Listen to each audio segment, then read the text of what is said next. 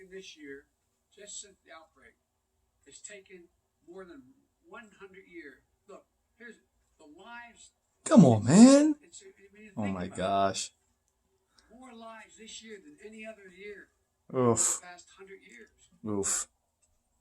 Think about it.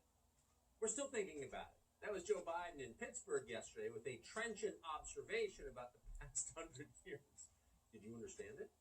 Well, we learned today that the Russians are spreading misinformation like they always do. This time they're trying to convince us that Joe Biden is slipping. He's not.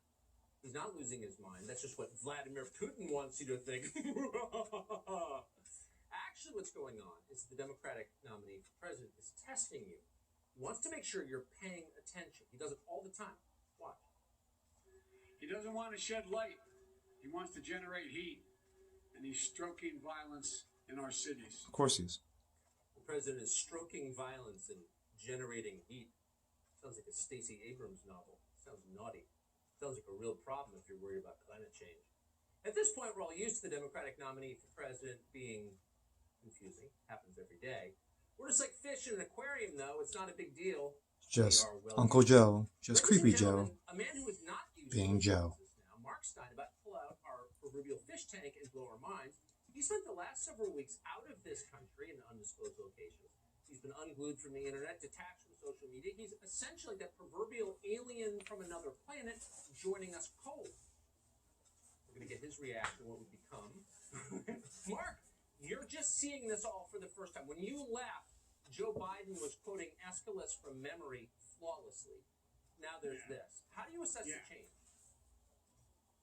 Well, you know, this is stunning to me because 6 months ago, we were all talking about how Joe Biden is not the superb, coherent, articulate guy from the 90s and the 80s. What's stunning to me now is I miss the fantastically incoherent Joe Biden circa the New Hampshire primary when he was threatening coeds to take them outside and beat them up for being dog-faced flying pony soldiers, when he was coming up with the fantastic anecdotes about corn pop and rappelling down into that gorge in Afghanistan with a 37-star general wearing Esther Williams' bathing suit or whatever the anecdote was.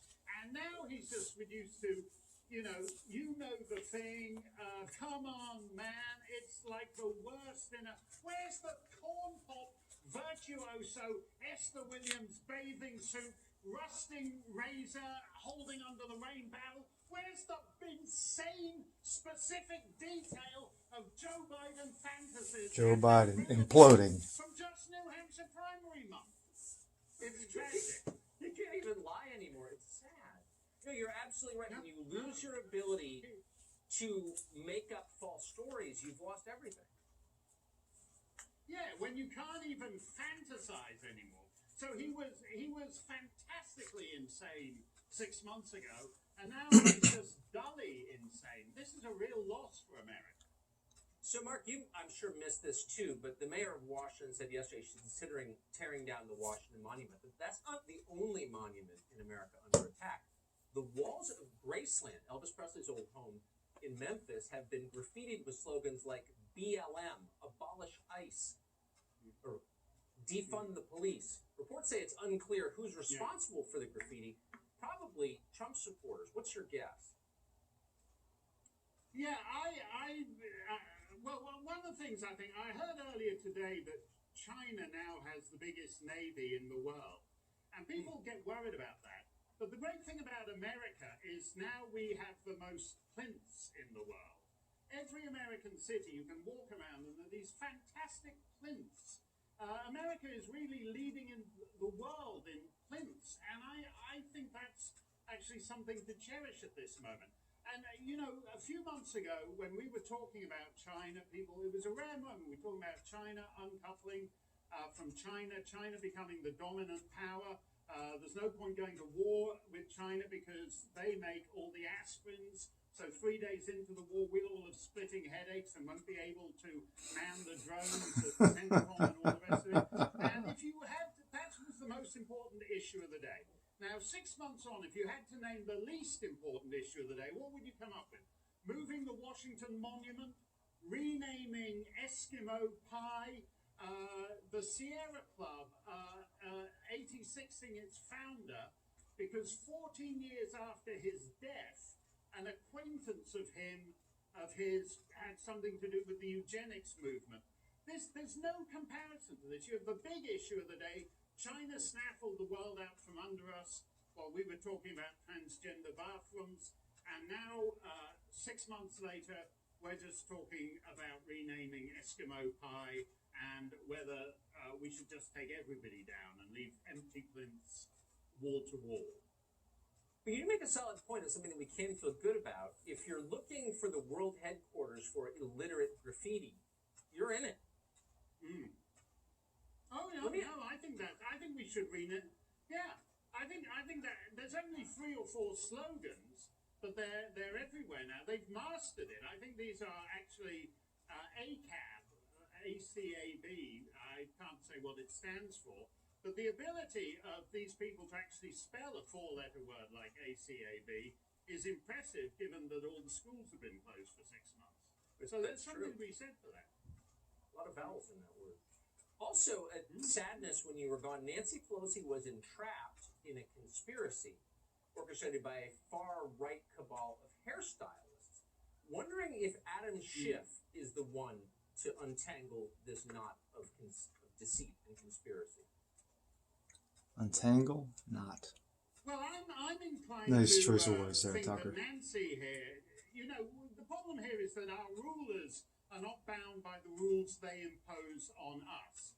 And that applies normally when it's Governor Northam in Virginia or Justin Trudeau getting into the old blackface and singing a couple of choruses of Waiting for the Robert E. Lee and to relieve the stress of virtue signaling all day long.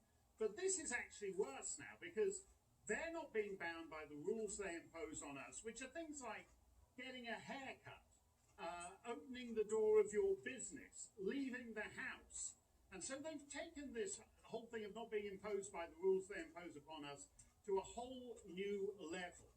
And it's one thing for Justin and Governor Northam to caper around in blackface, but when it's getting a haircut, when it's getting black hair, as lots of women across America would like to get right now, and they can't get it, but Nancy Pelosi can. That's taking the whole contempt for the citizenry to a whole other level.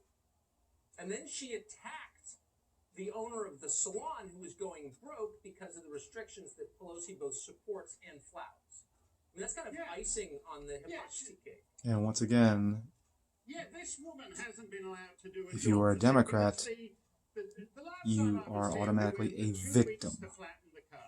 And the 2 weeks to flatten the curve Automatic. is now about to enter its 3rd quarter. So we've adopted some kind of new decimal calendar where you're stuck in the curve flattening groundhog fortnight for the end of the year. And this the willingness of the citizenry to accept this is actually astonishing to me, and it can't actually go on. There's nothing that is more demoralizing than seeing just ordinary activities made illegal and the citizenry accepting it. Really quickly, give me your 10-second take on the news that's dominating this country tonight, and that is the conversation between Chris Cuomo of CNN and the disgraced felonious lawyer Michael Cohen, which we played last night on the show. Did you catch that? Well, I did catch that, and I have to say Chris Cuomo's ratings would probably be a lot healthier if he did the show in Michael Cohen mode. Now, CNN has had notorious double acts, bad double acts throughout its history, as you well know, Tucker. Fredo, what a clown. In this case, I think actually Cuomo and Cohen would be the way to go for CNN. You know what? That is a great... Because I actually liked the Chris Cuomo on that reporting better than the one on TV. Probably a lot of people did. That's authentic. That's authentic Cuomo. That's the real Cuomo. His employers did not feel that way. They're never going to have an update on what's happened to Chris Cuomo over at CNN. Mark Stein, we're so glad you're back. Thank you. Thanks a lot, Tucker. Great to be with you. A church demanding its worshipers renounce their white privilege. We've got the video of that. Christianity Revived. Just ahead.